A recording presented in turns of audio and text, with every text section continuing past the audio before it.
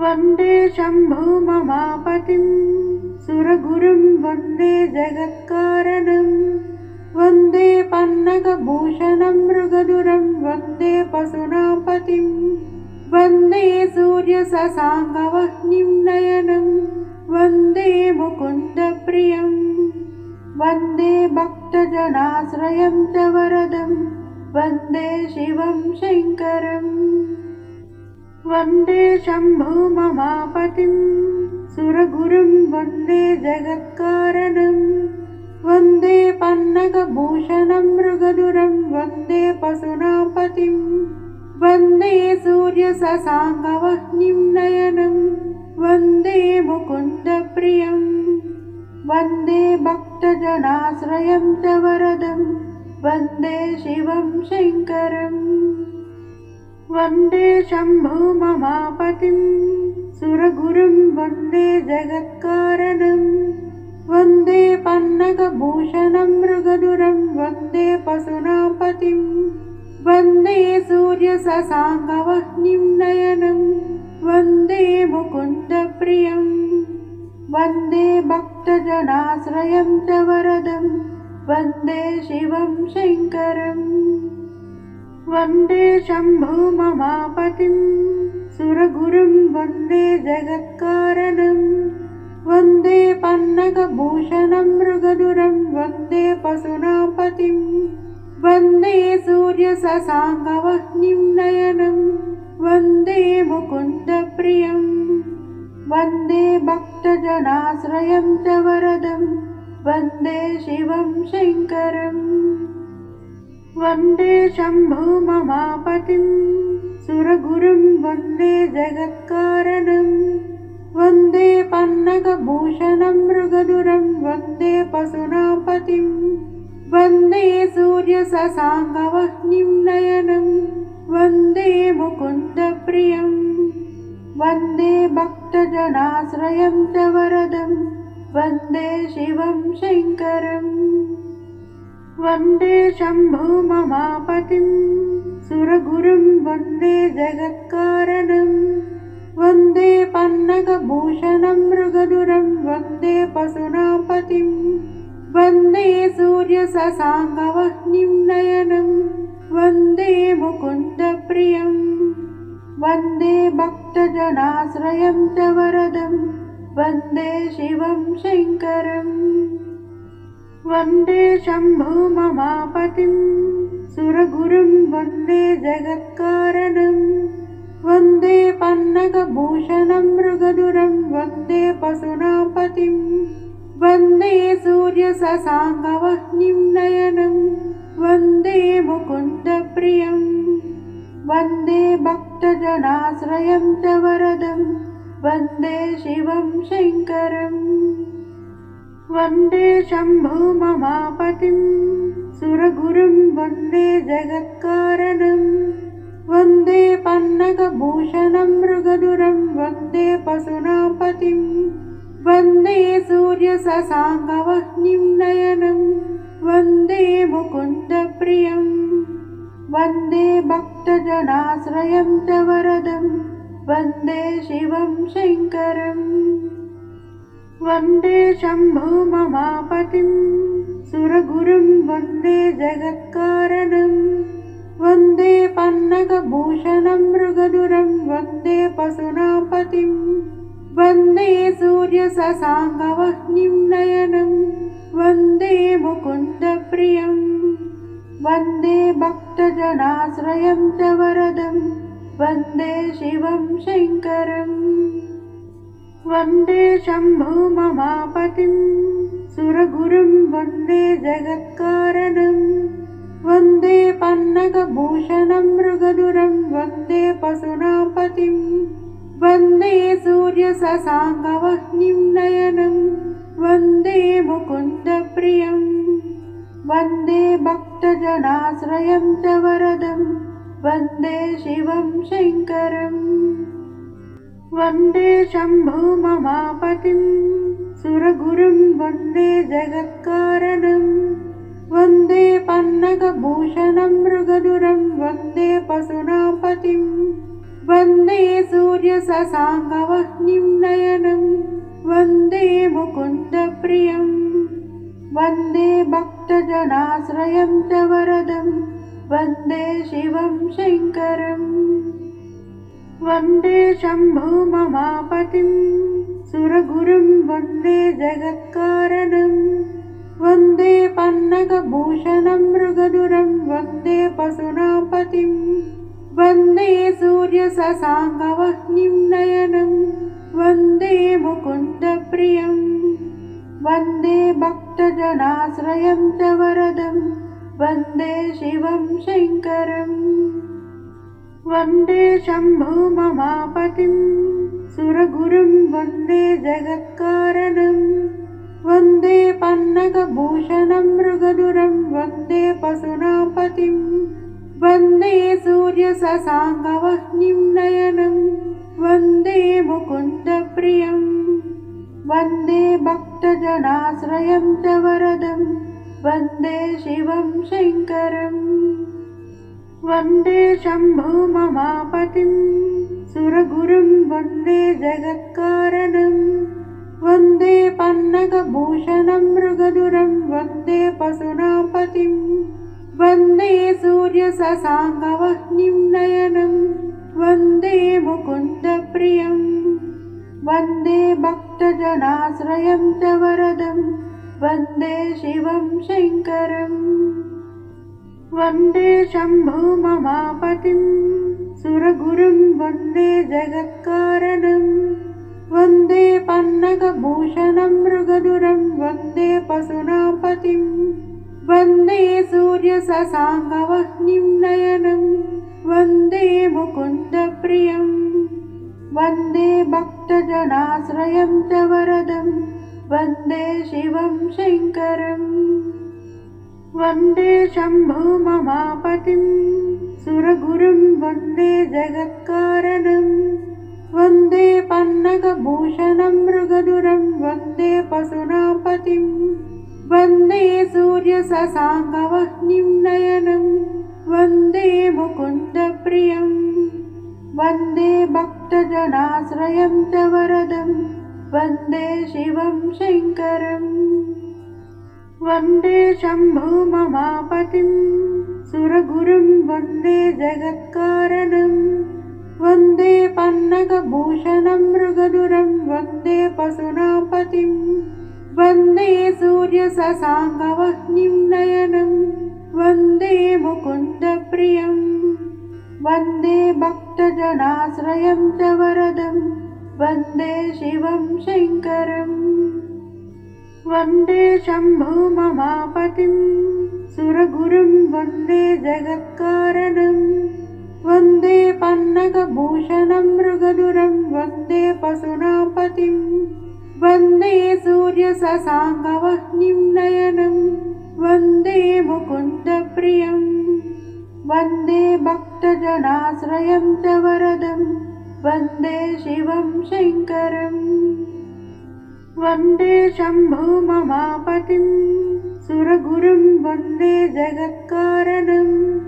वन्दे पन्नगभूषणं मृगधुरं वन्दे पशूनां वन्दे सूर्यशशाङ्कवह्निं नयनं वन्दे मुकुन्दप्रियम् वन्दे भक्तजनाश्रयं च वरदं वन्दे शिवं शङ्करम् वन्दे शम्भुममापतिं सुरगुरुं वन्दे जगत्कारणं वन्दे पन्नगभूषणं मृगधुरं वन्दे पशूनां वन्दे सूर्यशशाङ्कवह्निं नयनं वन्दे मुकुन्दप्रियम् वन्दे भक्तजनाश्रयं च वरदं वन्दे शिवं शङ्करम् वन्दे शम्भुममापतिं सुरगुरुं वन्दे जगत्कारणं वन्दे पन्नगभूषणं मृगधुरं वन्दे पशूनां वन्दे सूर्यशशाङ्कवह्निं नयनं वन्दे मुकुन्दप्रियम् वन्दे भक्तजनाश्रयं च वरदं वन्दे शिवं शङ्करम् वन्दे शम्भुममापतिं सुरगुरुं वन्दे जगत्कारणं वन्दे पन्नगभूषणं मृगधुरं वन्दे पशूनां पतिं वन्दे सूर्यशशाङ्कवह्निं नयनं वन्दे मुकुन्दप्रियं वन्दे भक्तजनाश्रयं च वरदं वन्दे शिवं शङ्करम् वन्दे शम्भुममापतिं सुरगुरुं वन्दे जगत्कारणं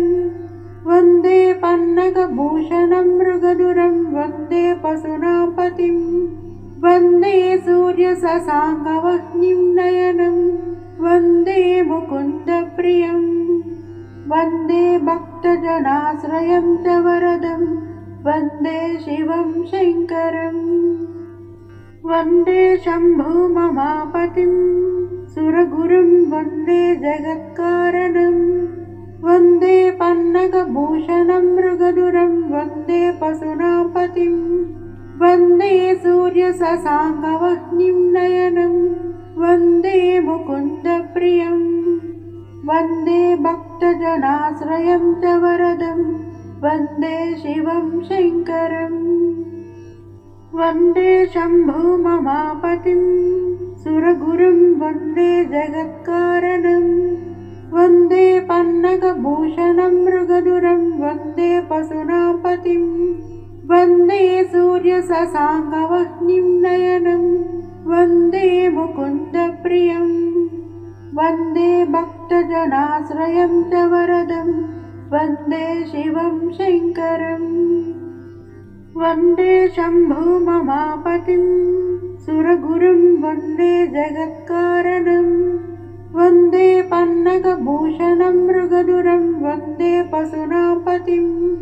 वन्दे सूर्यशशाङ्कवह्निं नयनं वन्दे मुकुन्दप्रियं वन्दे भक्तजनाश्रयं च वरदं वन्दे शिवं शङ्करम् वन्दे शम्भुममापतिं सुरगुरुं वन्दे जगत्कारणं वन्दे पन्नगभूषणं मृगधुरं वन्दे पशूनां पतिं वन्दे सूर्यशशाङ्कवह्निं नयनं वन्दे मुकुन्दप्रियं वन्दे भक्तजनाश्रयं च वरदं वन्दे शिवं शङ्करम् वन्दे शम्भुममापतिं सुरगुरुं वन्दे जगत्कारणं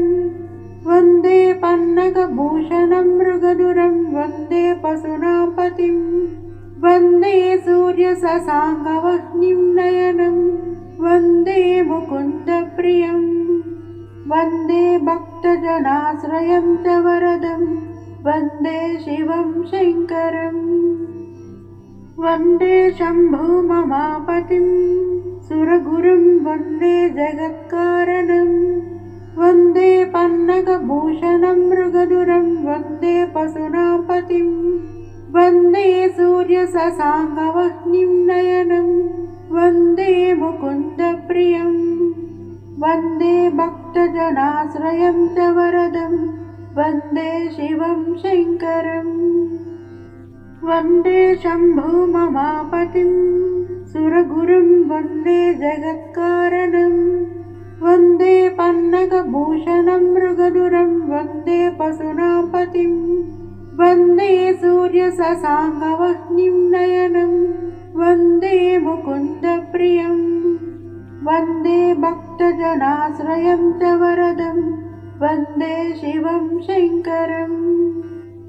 वन्दे शम्भुममापतिं सुरगुरुं वन्दे जगत्कारणं वन्दे पन्नगभूषणं मृगधुरं वन्दे पशूनां पतिं वन्दे सूर्यशशाङ्कवह्निं नयनं वन्दे मुकुन्दप्रियं वन्दे भक्तजनाश्रयं च वरदं वन्दे शिवं शङ्करम् वन्दे शम्भुममापतिं सुरगुरुं वन्दे जगत्कारणं वन्दे पन्नगभूषणं मृगधुरं वन्दे पशूनां पतिं वन्दे सूर्यशशाङ्कवह्निं नयनं वन्दे मुकुन्दप्रियं वन्दे भक्तजनाश्रयं च वरदं वन्दे शिवं शङ्करम् वन्दे शम्भुममापतिं सुरगुरुं वन्दे जगत्कारणं वन्दे पन्नगभूषणं मृगधुरं वन्दे पशूनापतिं वन्दे सूर्यशशाङ्कवह्निं नयनं वन्दे मुकुन्दप्रियं वन्दे भक्तजनाश्रयं च वरदं वन्दे शिवं शङ्करम् वन्दे शम्भुममापतिं सुरगुरुं वन्दे जगत्कारणं वन्दे पन्नगभूषणं मृगधुरं वन्दे पशूनापतिं वन्दे सूर्यशशाङ्कवह्निं नयनं वन्दे मुकुन्दप्रियं वन्दे भक्तजनाश्रयं च वरदं वन्दे शिवं शङ्करम् वन्दे शम्भुममापतिं सुरगुरुं वन्दे जगत्कारणं वन्दे पन्नगभूषणं मृगधुरं वन्दे पशूनापतिं वन्दे सूर्यशशाङ्कवह्निं नयनं वन्दे मुकुन्दप्रियं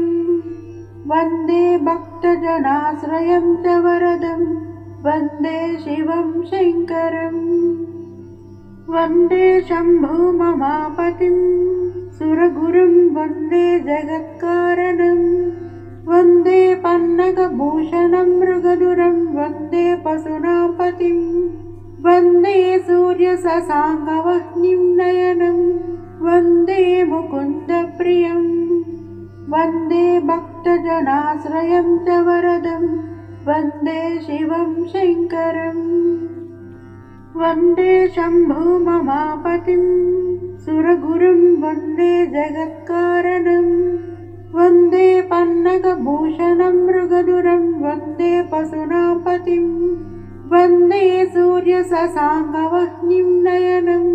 वन्दे मुकुन्दप्रियं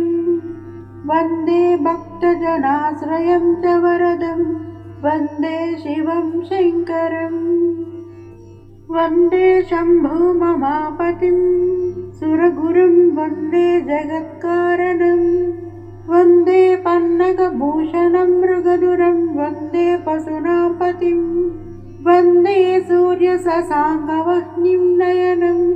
वन्दे मुकुन्दप्रियं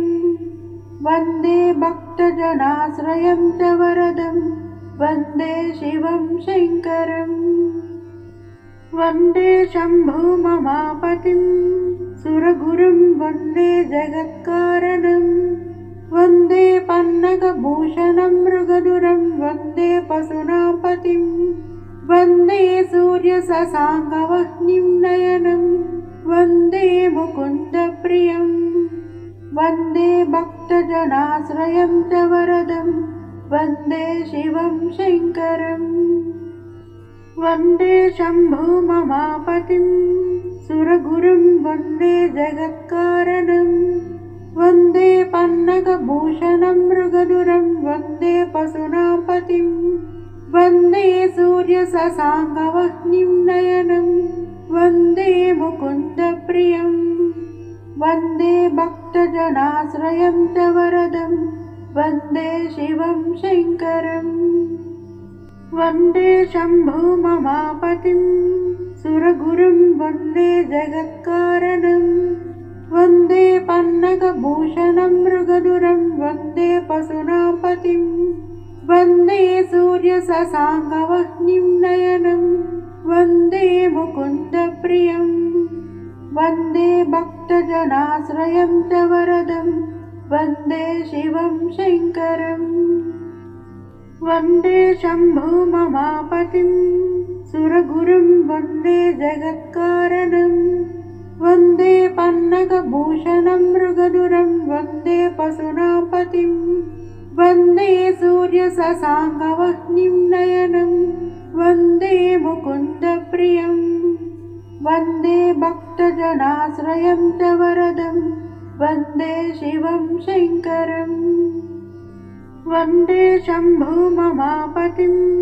सुरगुरुं वन्दे जगत्कारणं वन्दे पन्नगभूषणं मृगधुरं वन्दे पशूनां वन्दे सूर्यशशाङ्कवह्निं नयनं वन्दे मुकुन्दप्रियं वन्दे भक्तजनाश्रयं च वरदं वन्दे शिवं शङ्करम् वन्दे शम्भुममापतिं सुरगुरुं वन्दे जगत्कारणं वन्दे पन्नगभूषणं मृगधुरं वन्दे पशूनां वन्दे सूर्यशशाङ्कवह्निं नयनं वन्दे मुकुन्दप्रियं वन्दे भक्तजनाश्रयं च वरदं वन्दे शिवं शङ्करम् वन्दे शम्भुममापतिं सुरगुरुं वन्दे जगत्कारणं वन्दे पन्नगभूषणं मृगधुरं वन्दे पशूनां वन्दे सूर्यशशाङ्कवह्निं नयनं वन्दे मुकुन्दप्रियं वन्दे भक्तजनाश्रयं च वरदं वन्दे शिवं शङ्करम् वन्दे शम्भुममापतिं सुरगुरुं वन्दे जगत्कारणं वन्दे पन्नगभूषणं मृगधुरं वन्दे पशूनां वन्दे सूर्यशशाङ्कवह्निं नयनं वन्दे मुकुन्दप्रियं वन्दे भक्तजनाश्रयं च वरदं वन्दे शिवं शङ्करम् वन्दे शम्भुममापतिं सुरगुरुं वन्दे जगत्कारणं वन्दे पन्नगभूषणं मृगधुरं वन्दे पशूनां वन्दे सूर्यशशाङ्कवह्निं नयनं वन्दे मुकुन्दप्रियं वन्दे भक्तजनाश्रयं च वरदं वन्दे शिवं शङ्करम् वन्दे शम्भुममापतिं सुरगुरुं वन्दे जगत्कारणं वन्दे पन्नगभूषणं मृगधुरं वन्दे पशूनां वन्दे सूर्यशशाङ्कवह्निं नयनं वन्दे मुकुन्दप्रियं वन्दे भक्तजनाश्रयं च वरदं वन्दे शिवं शङ्करम् वन्दे शम्भुममापतिं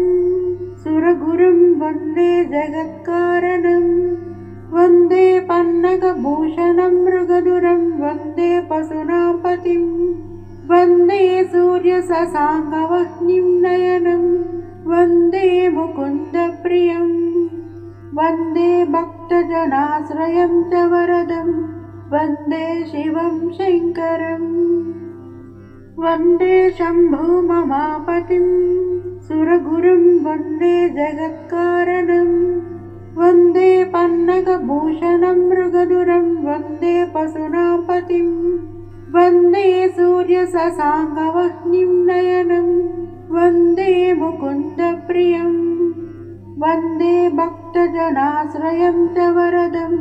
वन्दे शिवं शङ्करम् वन्दे शम्भुममापतिं सुरगुरुं वन्दे जगत्कारणं वन्दे पन्नगभूषणं मृगधुरं वन्दे पशूनां वन्दे सूर्यशशाङ्कवह्निं नयनं वन्दे मुकुन्दप्रियं वन्दे भक्तजनाश्रयं च वरदं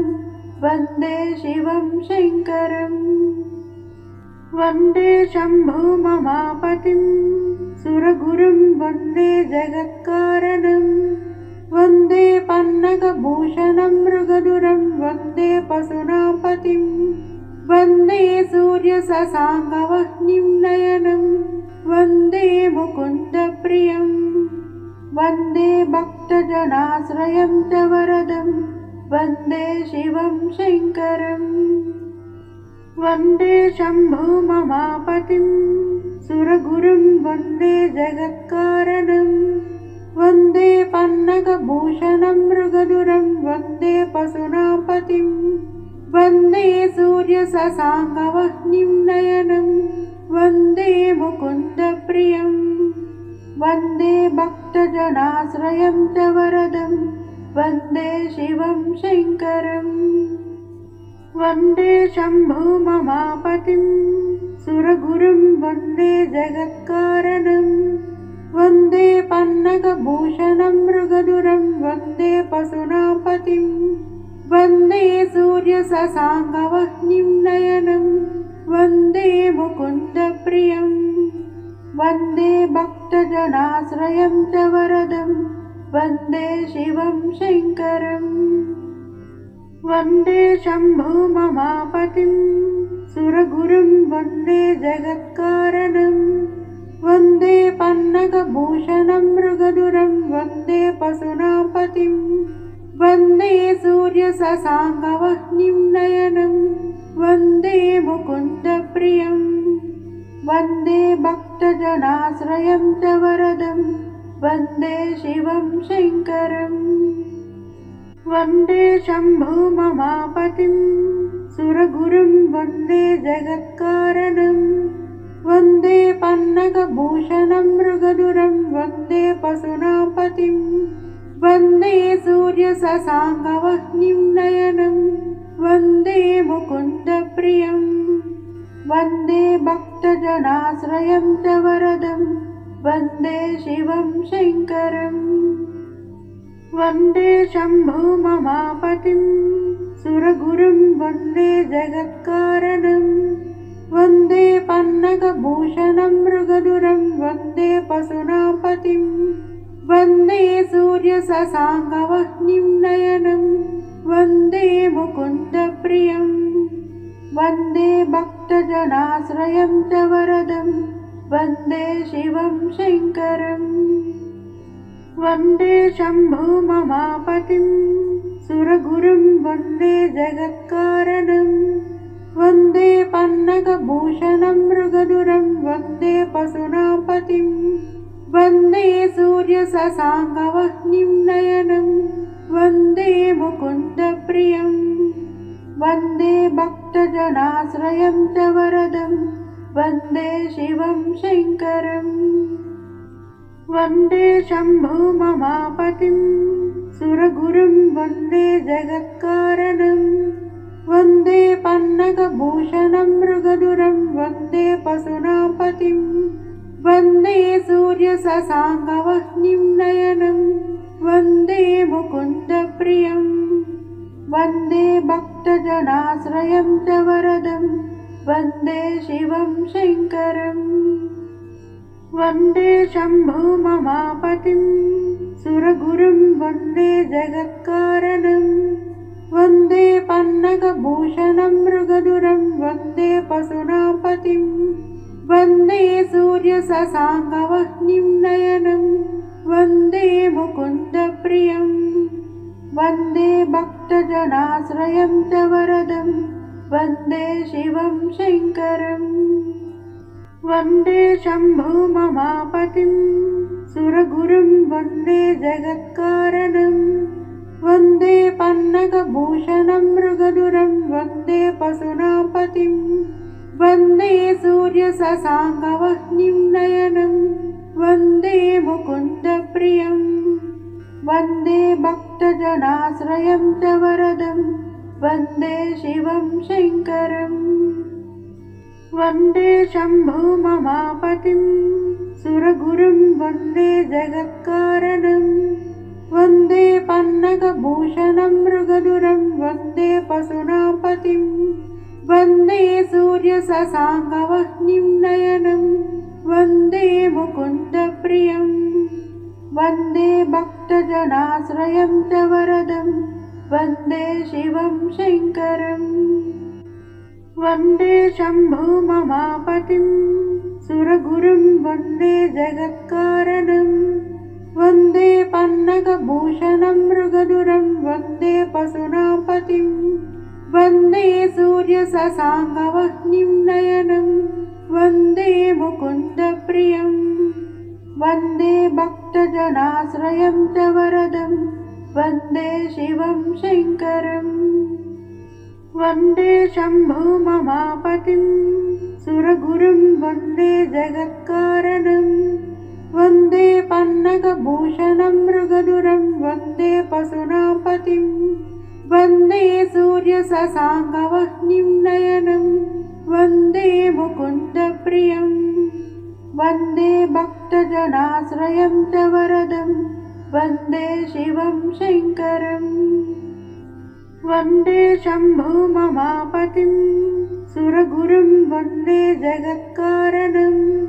वन्दे पन्नगभूषणं मृगधुरं वन्दे पशूनां वन्दे सूर्यशशाङ्कवह्निं नयनं वन्दे मुकुन्दप्रियं वन्दे भक्तजनाश्रयं च वरदं वन्दे शिवं शङ्करम् वन्दे शम्भुममापतिं सुरगुरुं वन्दे जगत्कारणं वन्दे पन्नगभूषणं मृगधुरं वन्दे पशूनां वन्दे सूर्यशशाङ्कवह्निं नयनं वन्दे मुकुन्दप्रियं वन्दे भक्तजनाश्रयं च वरदं वन्दे शिवं शङ्करम् वन्दे शम्भुममापतिं सुरगुरुं वन्दे जगत्कारणं वन्दे पन्नगभूषणं मृगधुरं वन्दे पशूनां वन्दे सूर्यशशाङ्कवह्निं नयनं वन्दे मुकुन्दप्रियं वन्दे भक्तजनाश्रयं च वरदं वन्दे शिवं शङ्करम् वन्दे शम्भुममापतिं सुरगुरुं वन्दे जगत्कारणं वन्दे पन्नगभूषणं मृगधुरं वन्दे पशूनां वन्दे सूर्यशशाङ्कवह्निं नयनं वन्दे मुकुन्दप्रियं वन्दे भक्तजनाश्रयं च वरदं वन्दे शिवं शङ्करम् वन्दे शम्भुममापतिं सुरगुरुं वन्दे जगत्कारणं वन्दे पन्नगभूषणं मृगधुरं वन्दे पशूनां वन्दे सूर्यशशाङ्कवह्निं नयनं वन्दे मुकुन्दप्रियं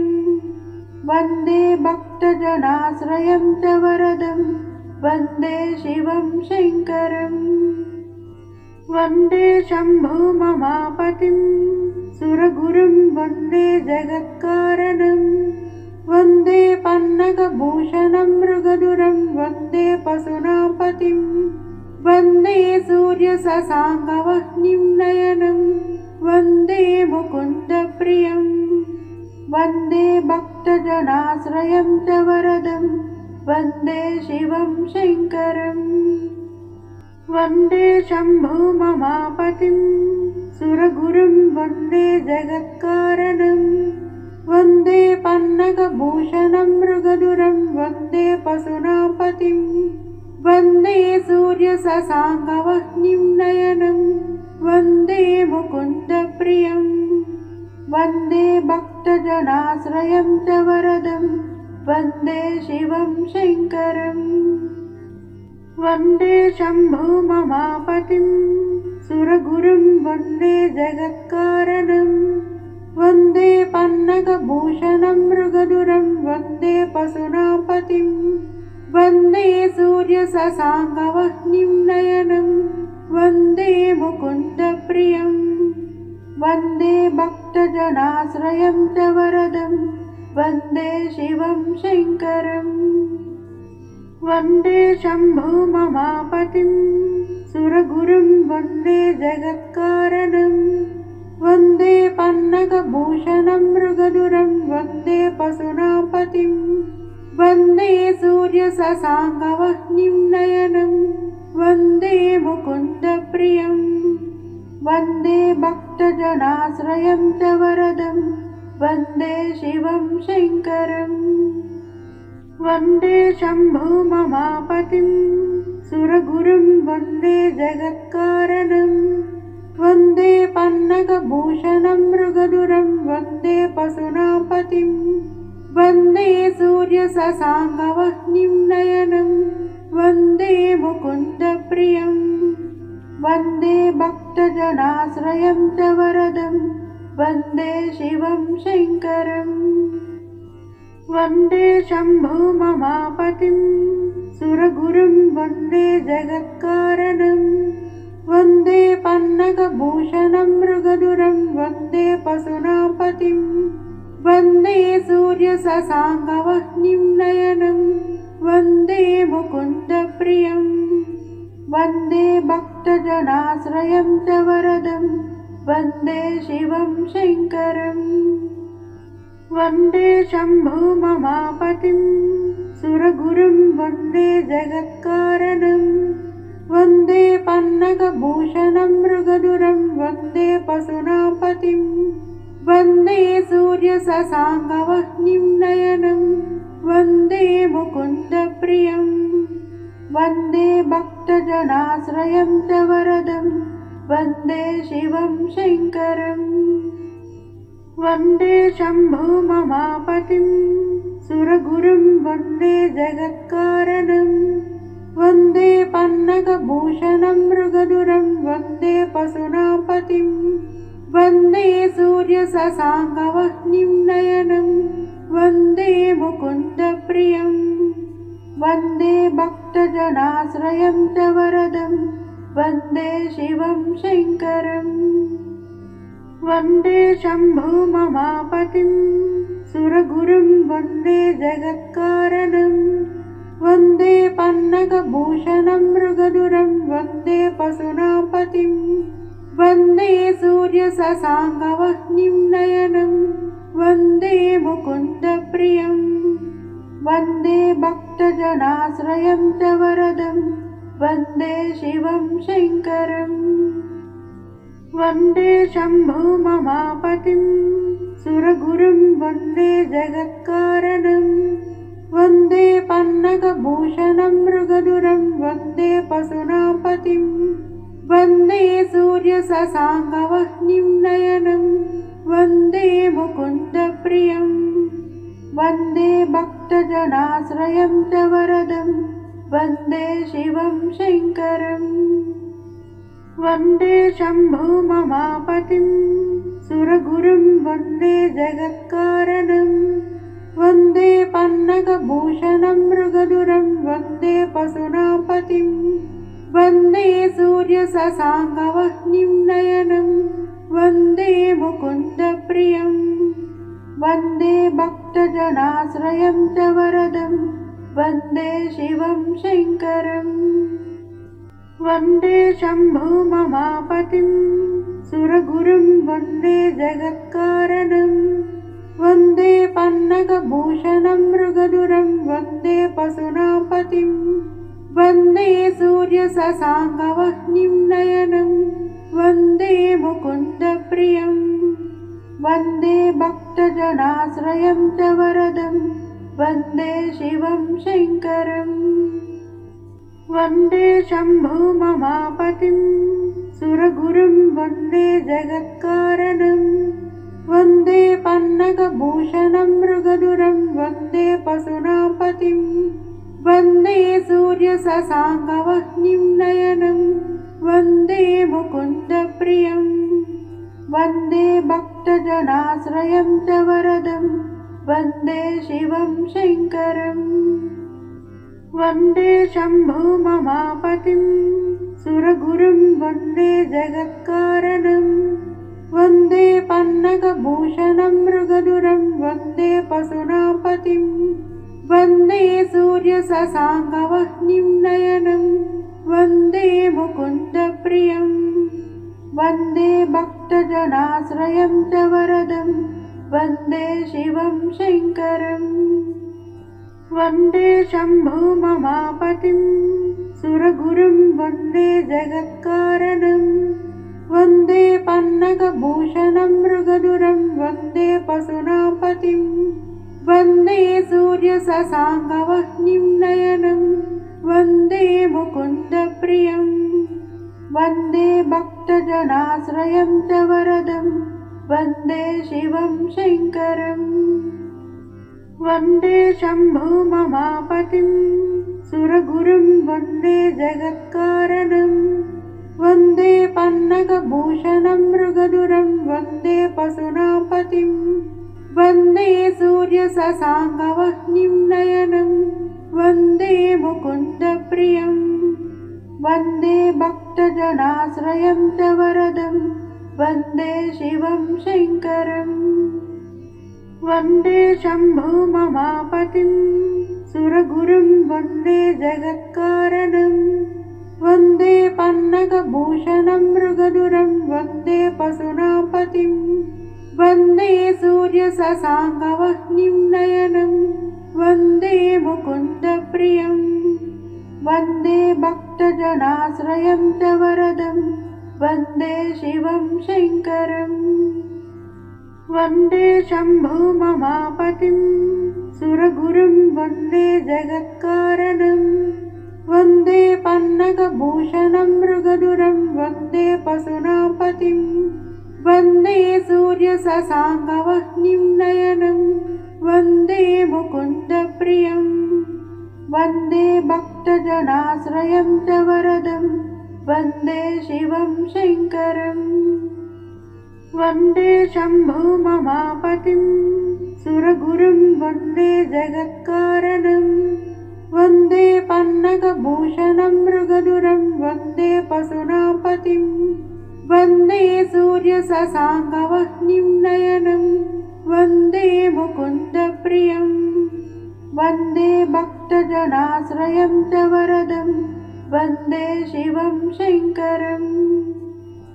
वन्दे शम्भुममापतिं सुरगुरुं वन्दे जगत्कारणं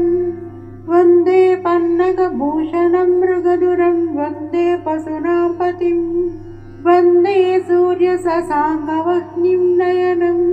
वन्दे मुकुन्दप्रियं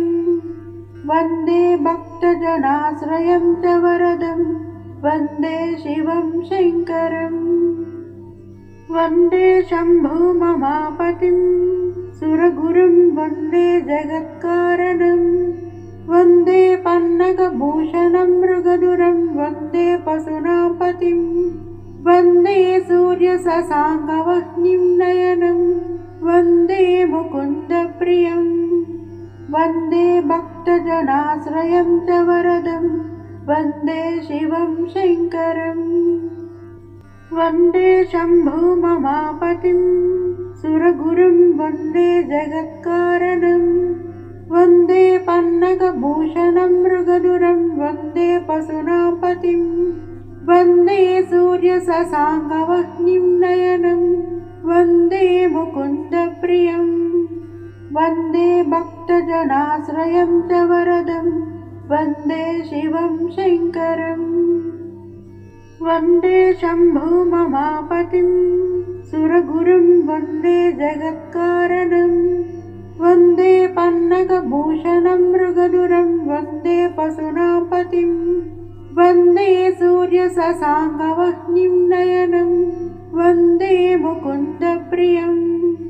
वन्दे भक्तजनाश्रयं च वरदं वन्दे शिवं शङ्करम् वन्दे शम्भुममापतिं सुरगुरुं वन्दे जगत्कारणं वन्दे पन्नगभूषणं मृगधुरं वन्दे पशूनां वन्दे सूर्यशशाङ्कवह्निं नयनं वन्दे मुकुन्दप्रियं वन्दे भक्तजनाश्रयं च वरदं वन्दे शिवं शङ्करम् वन्दे शम्भुममापतिं सुरगुरुं वन्दे जगत्कारणं वन्दे पन्नगभूषणं मृगधुरं वन्दे पशूनां वन्दे सूर्यशशाङ्कवह्निं नयनं वन्दे मुकुन्दप्रियं वन्दे भक्तजनाश्रयं च वरदं वन्दे शिवं शङ्करम् वन्दे शम्भुममापतिं सुरगुरुं वन्दे जगत्कारणं वन्दे पन्नगभूषणं मृगधुरं वन्दे पशूनां वन्दे सूर्यशशाङ्कवह्निं नयनं वन्दे मुकुन्दप्रियम् वन्दे भक्तजनाश्रयं च वरदं वन्दे शिवं शङ्करम् वन्दे शम्भुममापतिं सुरगुरुं वन्दे जगत्कारणं वन्दे पन्नगभूषणं मृगधुरं वन्दे पशूनापतिं वन्दे सूर्यशशाङ्कवह्निं नयनं वन्दे मुकुन्दप्रियम् वन्दे भक्तजनाश्रयं च वरदं वन्दे शिवं शङ्करम् वन्दे शम्भुममापतिं सुरगुरुं वन्दे जगत्कारणं वन्दे पन्नगभूषणं मृगधुरं वन्दे पशूनापतिं वन्दे सूर्यशशाङ्कवह्निं नयनं वन्दे मुकुन्दप्रियम् वन्दे भक्तजनाश्रयं च वरदं वन्दे शिवं शङ्करम् वन्दे शम्भुममापतिं सुरगुरुं वन्दे जगत्कारणं वन्दे पन्नगभूषणं मृगधुरं वन्दे पशूनापतिं वन्दे सूर्यशशाङ्कवह्निं नयनं वन्दे मुकुन्दप्रियम् वन्दे भक्तजनाश्रयं च वरदं वन्दे शिवं शङ्करम् वन्दे शम्भुममापतिं सुरगुरुं वन्दे जगत्कारणं वन्दे पन्नगभूषणं मृगधुरं वन्दे पशूनापतिं वन्दे सूर्यशशाङ्कवह्निं नयनं वन्दे मुकुन्दप्रियम् वन्दे भक्तजनाश्रयं च वरदं वन्दे शिवं शङ्करम् वन्दे शम्भुममापतिं सुरगुरुं वन्दे जगत्कारणं वन्दे पन्नगभूषणं मृगधुरं वन्दे पशूनापतिं वन्दे सूर्यशशाङ्कवह्निं नयनं वन्दे मुकुन्दप्रियम् वन्दे भक्तजनाश्रयं च वरदं वन्दे शिवं शङ्करम्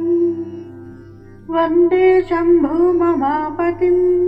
सुरगुरुं वन्दे जगत्कारणं वन्दे पन्नगभूषणं मृगधुरं वन्दे पशूनापतिं वन्दे सूर्यशशाङ्कवह्निं नयनं वन्दे मुकुन्दप्रियम्